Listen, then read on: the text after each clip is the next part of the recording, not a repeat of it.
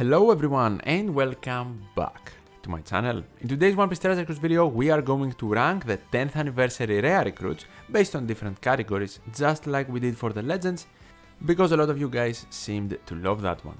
I have to give another disclaimer though for this one. Everything in One Piece Treasure Cruise is based on content. The lowest ranked rare recruit might be way better than the first one even if the content is right for them. So the positions depending on content might be interchangeable. But we are still going to try and generalize things and do these tier lists for fun. I also want to quickly talk about some important stuff about these rare recruits. Zoro, Sanji and Nami are rare recruits pullable in the 10th anniversary 5-part Super Sugo Fest, while Robin and Jinbe are still rare recruits pullable in the Super Tandem 6+ Luffy banner, which means Zoro, Sanji, Nami won't be available in the Super Evolution banner and Robin with Jinbe won't be available in the 5-part Super Sugo Fest. The reason this is happening is most likely because they want Robin, Jinbe and the Super Evolution of Luffy to be the highest treasure map boosters. So they are treated more like a treasure map bats, even though I'm pretty sure these won't be treasure map rare recruits. Except if I am mistaken, you can correct me in the comments below. Let's start the ranking though with our first category, artworks. At number 5 I will have to apologize to my boy Jimbo Neutron, but I will place him last. I am not really a fan of Jimbe's artwork. Generally the artworks are from a moment of the story where you couldn't do anything exciting. Obviously they're pretty simple artworks, but I'm still not the biggest fan of this Jinbe one. Then at number 4 I will place Sanji. We have seen so many great Sanji artworks in One Piece Treasure Cruise, but this one just doesn't really hit the mark for me. Then at number 3 I will place the Nami one. I'm getting the message, oh look at my new panties with this artwork. It's kind of weird, I obviously know what they're trying to do, and Nami still looks good here, I just think it can't be higher. At number 2 I will place my boy Zoro. I think he looks cool. I also really like his egghead outfit right here. Another reason I guess I put Jinbe last is because he has a very generic outfit based on his original one.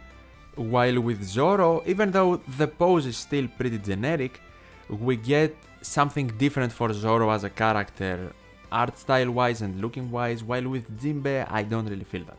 And of course Robin is at number 1, respectfully. I believe she looks by far the best, not only just because of her outfit, but I also feel like while everyone else is acting surprised, confused or trying to act tough or is done with things, Robin has a better pose, she's happy with her outfit and she has the most energetic pose out of all of the Straw Hats here. Or I am just trying to fool everyone, including myself, and she just looks nice. Let's get into the ability ranking though, and I want to emphasize here that I am not taking into consideration possible combos they have with each other. Because for example, Zoro, Sanji and Nami are supposed to work together, and yes, they are a great combo because they can in total remove 6 turns of defense up, damage reduction and threshold, but we are going to rank them individually. At number 5 I will place Sanji. The reason is because other than removing 3 turns of defensive effect, he removes 6 turns of burn, which is not the best removal, but then he can provide increased damage taken. That doesn't go through immunity, meaning in a lot of cases it might be completely useless. Even with him being able to regain his special, it's not going to be that easy, you specifically need to team build around that. So even if you do need the burn removal, I don't know if you will prefer him. He does have a very good support though. Moving on to Nami, we have a very similar case, but instead of removing burn, she removes chain lock and chain coefficient reduction, and that hasn't been that needed lately in One Piece Treasure Cruise. It can still find uses, that's for sure, and instead of the application of increased damage taken, Nami can actually provide a chain growth boost, which might be more helpful simply because you don't have to worry about immunity, and it is a great combination with chain boundaries as well. In spot number 3 I will place Robin. 6 turns of removing paralysis are awesome. The combination with resilience might not be the best, because you can use end of turn damage to bypass resilience as well. The thing though is that it is 6 turns of removal, which is great, and all of her utility is also combined with a color affinity boost. So she can provide some damage as well, which is nice, but the color affinity boost not being the best boosting and resilience not being the best utility finds Robin at the number 3 spot. And for the final 2 spots, Jinbe will be number 2, while Zoro will be number 1. Jinbe has an amazing utility combination, removing 6 turns of attack down and bind. The conditional attack boost he can provide though, if it cannot be enabled, it won't help you, and even if it can be enabled, if the enabler that can apply defense down to the enemy does not allow the defense down to go through immunity, it will be extremely inconsistent to have a correct pairing. So even though I can't place him number 1 because of that in my opinion, but the utility combo he has is too strong to ignore and place him lower.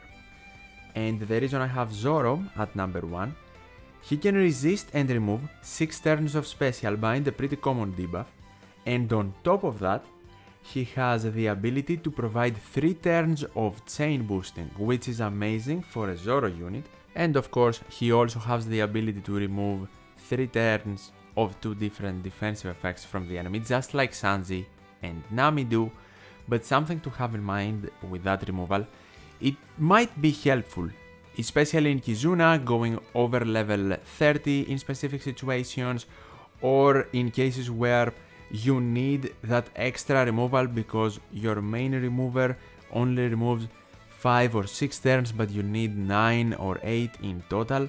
So in these situations, these units are considerably more helpful. As a combo, either 2 of them, whichever combination, or all 3 of them in one team, they are still better.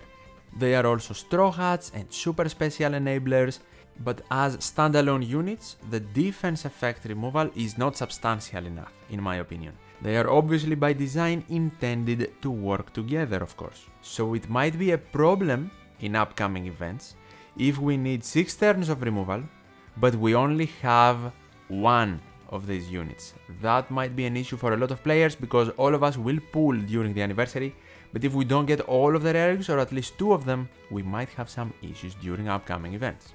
And now the boosted list might be enough so we can find replacements for these units, but later on they are definitely depending on each other. So if Nami can be used in a crew and Zoro can also help her, they immediately become better together than if Nami was alone in the crew, because at that point, if you only have Nami, maybe you would prefer using another rare recruit or unit in general to do her job, or something similar at least.